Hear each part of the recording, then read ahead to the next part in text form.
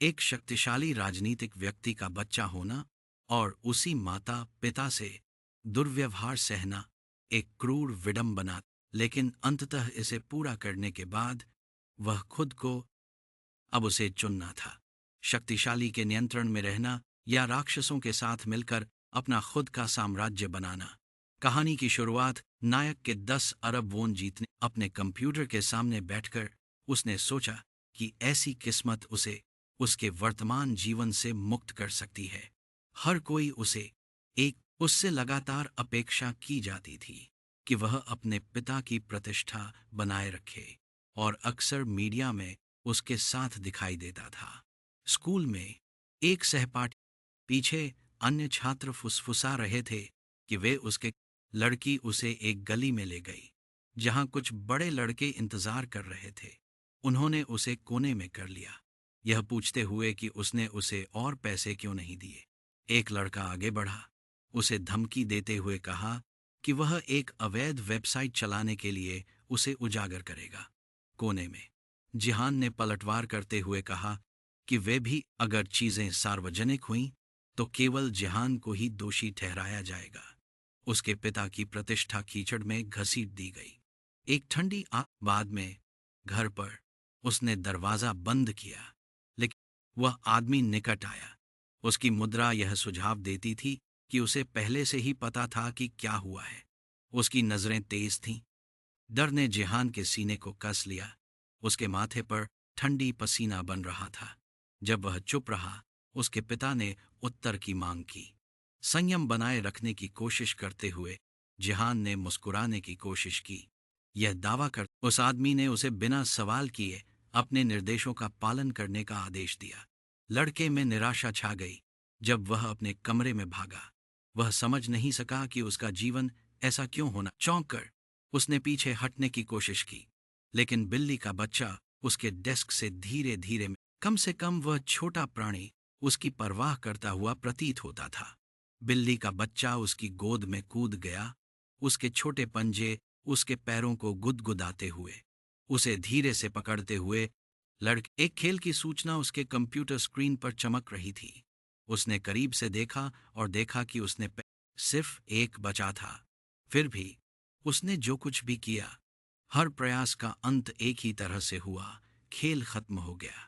भ्रमित होकर उसने सवाल किया कि इतने प्रयासों के बाद सफलता क्यों दूर थी। एक लाइव स्ट्रीम पर चुपचाप देखते हुए जिहान को याद आया कि यह खेल 1 साल पहले जारी किया गया था। फिर भी कोई भी 100वें लहर को पार नहीं कर सका।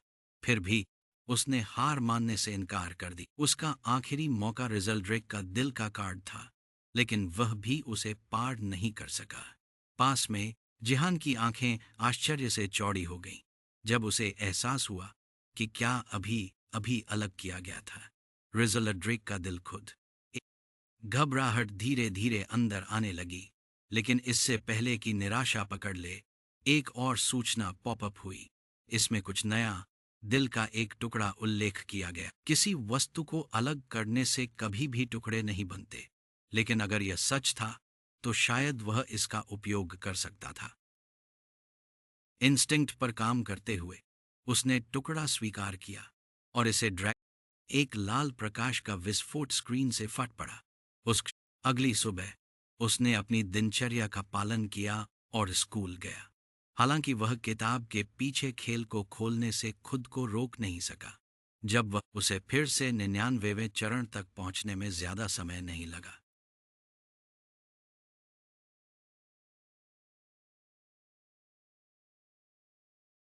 दिल के टुकड़े के साथ जीत अंततः उसने आदेश पर टैप किया, आशा करते हुए कि इस बार यह काम करेगा, और एक बिजली की चमक गिरी, हर दुश्मन को नष्ट कर दिया। और उसने किया। विजय ने उसके अंदर धड़कन भर दी और जिहान लगभग अपनी कुर्सी से कूद गया। लेकिन पल टूट गया जब दरवाजा खुल गया। उसके पिता वहां गोल्फ क्लब पर। चौंक कर जिहान ठहर गया। उस आदमी के चेहरे पर कोई डर के मारे जिहान ने अपनी रक्षा करने की कोशिश की। अपने शब्दों पर ठोकर खाते हुए उसने माफी मांगी, लेकिन उपाध्यक्ष पहले से ही हमला करने के लिए तैयार था। गोल्फ क्लब ऊंचा उठाया गया। उसकी आंखें द्वेष से जल रही थीं और लड़के को केवल आंसू जिहान के चेहरे पर बह रहे थे, क्योंकि वह बेबस कांप रहा था। बिना जब यह खत्म हुआ तो जिहान ने धीरे धीरे खुद को उठाया। उसकी आवाज कांप रही थी जब उसने अपनी बिल्ली रू रू के बारे में पूछा। जो उत्तर वह एकल बयान उसके अंदर कुछ जगा दिया। उसका गुस्सा भड़क उठा, मुट्ठियां भींची हुईं। उसने उस आदमी को घूरा जो खुद को उस आदमी की आवाज भावनाओं से रहित रही जब उसने समझाया कि बिल्ली अब जिहान की मां के पास है, एक महिला जो लंबे समय से चली गई थी। ये शब्द छाती में चाकू की तरह लगे। शब्दों ने लड़के को चुप कर दिया। उपाध्यक्ष ने उसका सिर पकड़ लिया, उसे ऊपर देखने के लिए मजबूर किया और कहा कि उसे अब केवल आदेशों का पालन करने की आवश्यकता थी। अंततः फिर चुप्पी। जिहान फर्श पर लेटा।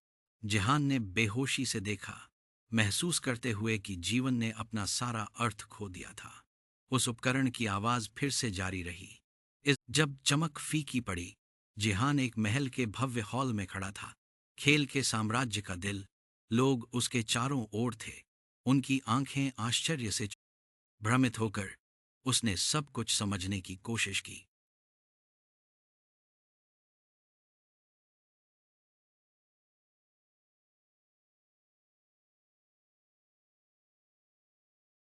उसके आंसू नहीं आए। ऐसा लग रहा था जैसे हर भावना को मिटा दिया गया हो। उसके सामने एक लंबे दाढ़ी वाले आदमी खड़ा था, राजा। शासक ने उसे देखा और पूछा कि क्या वह वास्तव में पौराणिक। फिर पहचान हुई जिहान को। वह जिहान चुप रहा, हर विवरण को ग्रहण करते हुए। सेटिंग, लोग, संवाद, सब कुछ ठीक वैसा ही जैसा उसने खेल से याद किया था। उसने सबको ध्यान से सुनने के लिए कहा। उसका मन अभी भी रू रू के नुकसान से चकरा रहा था, और जब उसने उसके बारे में सोचा तो उसने स्वीकार किया कि 1 अरब वोन अब कुछ भी नहीं मतलब रखता था।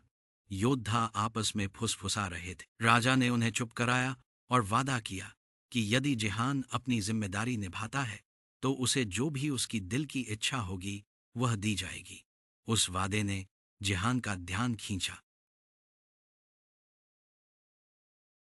उसने पूछा कि क्या राजा वास्तव में उसका कोई भी इच्छित चीज का उन्होंने जिहान को डैन गाई की याद दिलाई।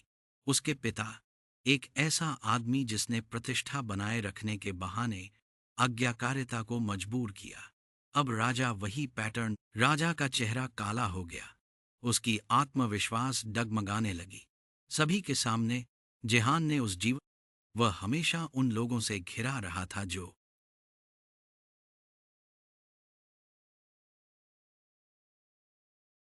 they reminded Jihan of Dan Gai, his father, a man who had forced obedience under the pretense of maintaining reputation. Now the king was repeating that same pattern. The realization burned through him, and he refused outright. The king's expression darkened, his confidence faltering. In front of everyone gathered, Jihan spoke of he had always been surrounded by